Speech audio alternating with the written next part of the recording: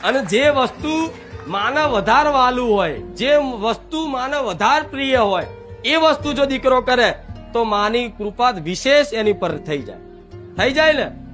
તો મને વાલું નામ હોય તો એક રામ નામ, એક તમારા જીવનમાં તમારાથી લેવા એટલું બસ રામ નામનું રટણ કરો, કે રામ નામનું લેખન કરો, કે રામ નામનું ભજન કરો, કે રામ નામની માળા કરો. પણ ગમે તે રૂપે જો કદાચ મારી કૃપા વિશેષ અનુભવ કરવી હોય તમારા જીવનમાં, તો રામ નામ જેટલા જપ વધાર કરશો એટલી હું રોમવારી મેલડી વધારે તમારી પર પ્રસન્ન રહી. બીજું વસ્તુ મને વાલું હોય તો પશુ પક્ષીની સેવા. જે જીવ છે, અબોલા જીવ છે, પશુ પક્ષી છે, એ મને બહુ પ્રિય છે, બહુ વાલા છે.